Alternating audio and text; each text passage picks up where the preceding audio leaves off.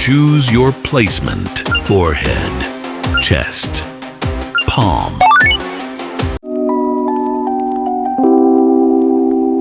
The upper limb is the anatomical term for the entire arm and hand, everything from the shoulder to the fingertips. It's specialized for movement, manipulation, and sensation. In Steven Universe, upper limb gem placements often signal one thing: brute strength, whether it's the shoulder, bicep, palm, or back of the hand. These placements show up on gems built for battle. Think of the amethysts guarding the human zoo, or the rubies protecting sapphire. Even Nanafoi's ruby guards had that same placement. It's a consistent pattern. These are the soldiers, the tanks, the frontline defenders. What they need isn't nuance or subtlety. It's the ability to overpower, muscle over analysis, power over precision. No surprise you'll find these placements most often on rubies and quartz soldiers. Amethysts, roses, gems with upper limb placements are literally designed for combat.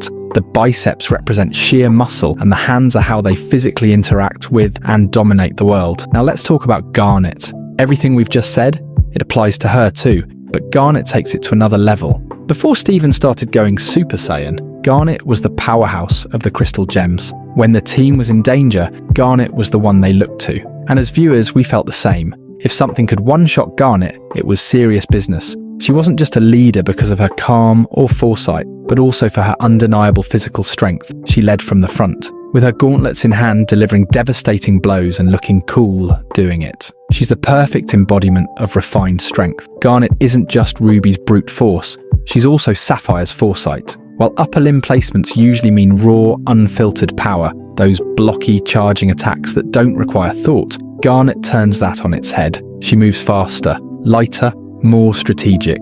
She's all the power of a hand placement, upgraded with clarity, direction, and rhythm. She's what happens when brute strength gets a brain. But wait, Sapphire's gem is in her palm too, and she's the furthest thing from brute force. Here's where things get interesting. Ruby and Sapphire prove that the same placement can mean completely different things. Ruby's palm gem says, "I fight." Sapphire's says, "I see." Same location, different expression. It's not just where the gem is placed, it's who it's placed on. For Ruby, it's fists first. For Sapphire, her palm holds vision and insight, two opposing elements fused into Garnet. A warrior with the strength to crush and the clarity to choose when not to. In many cultures, the palms are associated with destiny. It's why many fortune tellers are depicted reading your palms to see your future. It aligns perfectly with Sapphire's role as a seer. You know the saying, the future is in your hands. And perhaps Padparadscha's gem placement shows her defect. It's not placed in her palm, the same place where energy,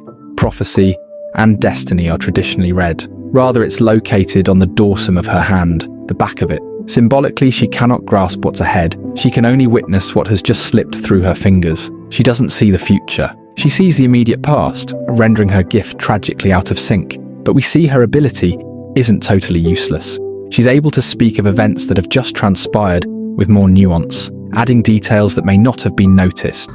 Strange. The core should have come online by now. I predict that Captain Lars will be pressing the wrong button. Oh. Since we're on the topic of rubies and sapphires, let's talk about that diamond ball scene. If you look closely, you'll spot a sapphire with a cheek gem placement. That could be a quiet nod to the phrase, "turn the other cheek," a symbolic gesture of restraint, of choosing not to retaliate when hurt or insulted. It fits, doesn't it? Sapphires are known for their stoicism. With an ability like future vision, very little surprises them. They move through the world with composure, often misunderstood as cold or distant.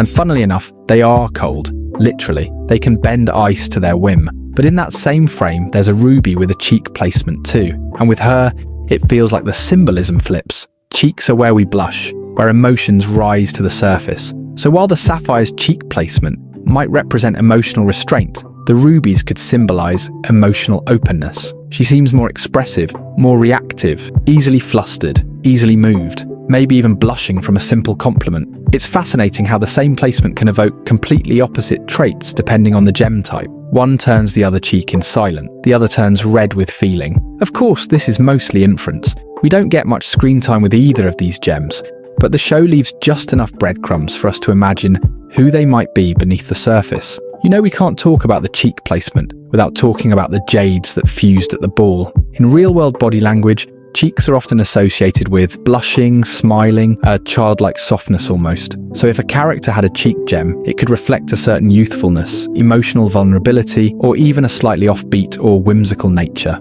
It would suit someone who is emotionally open and expressive, but perhaps not taken seriously, much like the flustered Ruby we spoke of earlier. In clown makeup, blush on the cheeks is exaggerated, bright, round, and expressive. It's designed to draw attention to the face, highlight emotion, joy, surprise, sadness. Create a character mask that's playful. If a gem has their gem on the cheek, that visual parallel to clown blush suggests their identity is performance-based, or at least perceived through emotion and exaggeration. They become a kind of emotional mirror, the way clowns externalize inner feelings in an almost cartoonish way. And we see how expressive the Jades are during the diamond introduction. They actually got a giggle out of me, and in my opinion, they do appear clownish. The hair, the teeth, their outfit, and their gemstones as the clown blush. Much like Garnet, their fusion shows a symmetrical placement of gems, one on either side of the cheeks.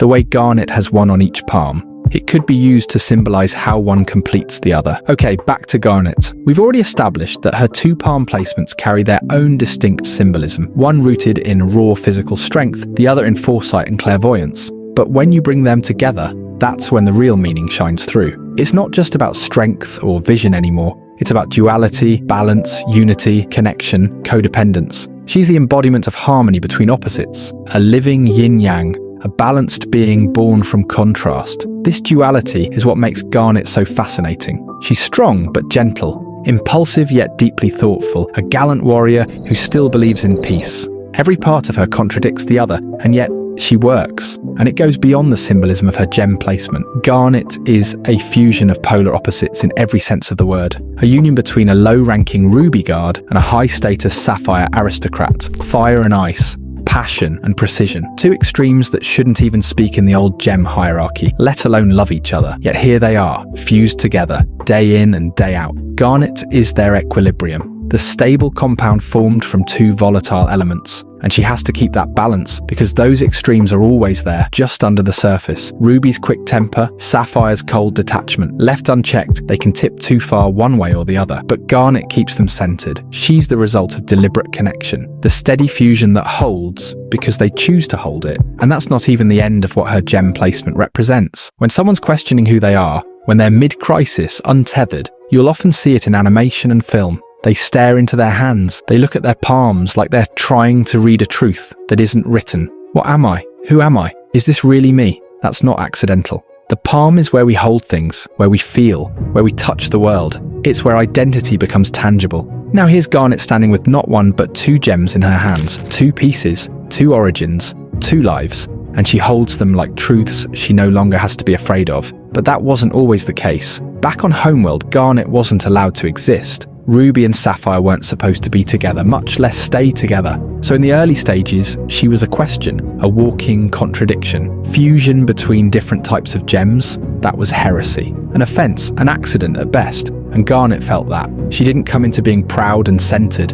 She came in confused, shaken, asking herself if she was even allowed to exist. There's a reason her first scene in The Answer is almost childlike, fumbling, uncertain, protective. She's literally holding herself together with her hands, and in those moments, she is that person looking at their palms whispering, "What am I?" That was before Rose entered the picture. Rose didn't ask Garnet to justify her existence. She celebrated her. She didn't just tolerate her. Rose was inspired. That was Garnet's turning point, not just emotionally, but philosophically. She stopped asking, "What am I?"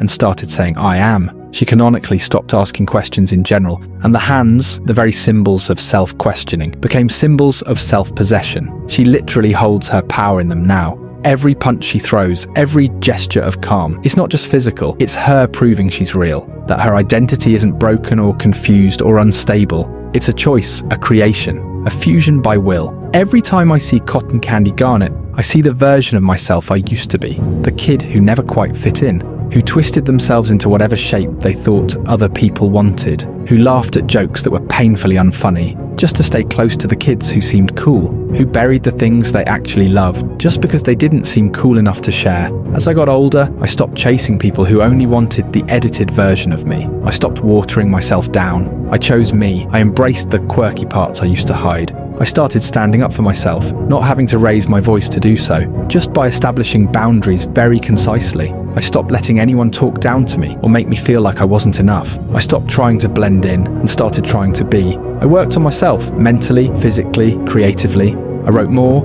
I edited more, I found peace in my own company, and somewhere in the mix of all that, I even started my own channel. If you've ever felt like you had to shrink to be accepted, maybe you see yourself in her too. Maybe now's the time you start choosing you. In the answer, Garnet starts as a question, but by the end of it, she becomes the answer. Not because someone handed her a name, but because she decided to be one. So when you see her summon her gauntlets from her hands, those same hands she once looked into in confusion, it's no longer about doubt, it's about ownership. This is me. I know what I am. I chose it. And since we're on the topic of fusions, let's consider how the interaction of these gem placements could affect the personality a fusion manifests. There's something almost poetic about the way fusion works in Steven Universe. It's never just two bodies becoming one, it's two philosophies being layered, sometimes clashing, sometimes harmonizing, but always creating something very palpable. Take Opal, for example. She's what happens when emotion and logic hold hands. Amethyst brings a gem on her chest, emotions running wild, unfiltered, heart first in everything she does. Pearl carries hers on her forehead, strategic, analytical, sometimes too much so. When they fuse, they don't cancel each other out, they settle. Opal doesn't talk unless she needs to. She doesn't panic, she doesn't dominate. She exists in that sacred balance between knowing and feeling, a perfect symmetry. Not overly warm, not overly cold. She is silence that doesn't feel empty. She acts with purpose, but also with compassion, a balanced fusion, where Pearl's strategic precision softens under the weight of Amethyst's emotional intuition, and vice versa. They stabilize each other. You don't get chaos, you get stillness. A tall, serene presence that barely says a word because she doesn't have to. You feel her without her speaking. But then you have Sugilite, and she's not here to be balanced. She's where raw emotion meets raw power, and the results are... You feel it the second she appears. The emotional volatility of a chest gem meets the raw physical power of the hand placement, as well as the sheer self-assurance of Garnet's fists. Garnet's palms are where she found herself, literally staring into them, questioning her existence, then choosing to own it. But Amethyst has no such anchor. Her identity has always been unstable. So when they fuse, Sugilite bursts onto the scene loud, chaotic, and high on her own strength. Sugilite is all impulse and pride and raw sensation. She doesn't reflect, she reacts. Garnet brings confidence and the physical strength to back it. Amethyst brings the raw, unfiltered emotion, and together they combust. Now compare her to Sardonyx. Same Garnet fused with Pearl. This time the result is wildly different. Sardonyx is composed, almost to a fault. She's showy, sure, but everything she does is intentional. She doesn't just smash, she calculates. Pearl's forehead placement brings the planning, the grace, the control to the unwavering inner as well as physical power brought by Garnet's palms. When Sardonyx speaks, she speaks with the confidence Pearl wishes she had on her own. Garnet's selfhood seeps into her, reshaping Pearl's endless need for approval into charisma. Together they become the fantasy Pearl has longed for. A fusion that doesn't just exist to serve, but to command. To entertain, yes, but also to dominate a room with intelligence and certainty. Sardonyx channels Garnet's grounded power through Pearl's upper logic. She's flashy but never thoughtless. Her charisma is deliberate, her movements refined. Pearl's anxiety gets quieted by Garnet's certainty. And for a moment, she gets to step into that feeling and wear it like a tailored suit. This is what Garnet gives others, the power to stop questioning themselves. This foundation of identity, built through Garnet's palms, is something the other gems long for. Pearl and Amethyst both look at her with admiration, because Garnet knows herself. She chose herself, and every fusion she joins reflects that energy differently. Hold up, if you've made it this far and haven't liked or subscribed yet, what are we doing?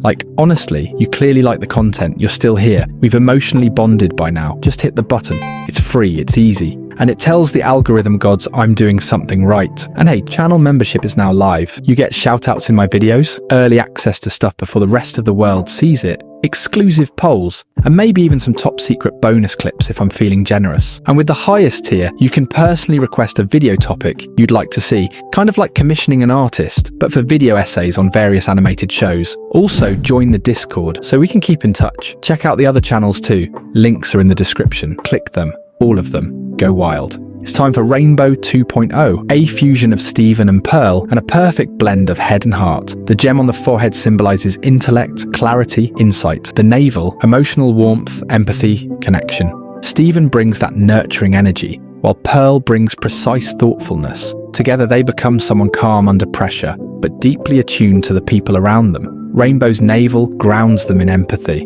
Pearl's forehead offers the perspective to know how to use that empathy. It's why Rainbow can handle someone like Onion, who, let's be real, throws most characters off, because they're not reacting, they're understanding. Compare that to Pearl on her own around Onion. She panics, she spirals, because without that core of patience and warmth, that navel energy, she's missing the grounding that Rainbow has. They're what happens when head and heart stop competing and start working together. Rainbow doesn't flinch. Not when things get weird, not in dire situations, like when Ruby and Sapphire's gems were free-falling from a distance, high enough to shatter them. Not even when Onion stares into their soul. They're composed, not in a performative way, but in that rare, graceful way that comes from truly seeing people. Where Pearl would have spiraled, Rainbow softens. Where Steven might have overextended, Rainbow steadies. You can feel the influence of Steven's warmth guiding Pearl's clarity, not dampening it, humanizing it. And maybe that's what makes them so magnetic. They're not there to impress. They're there to make sure you don't feel like you're too much.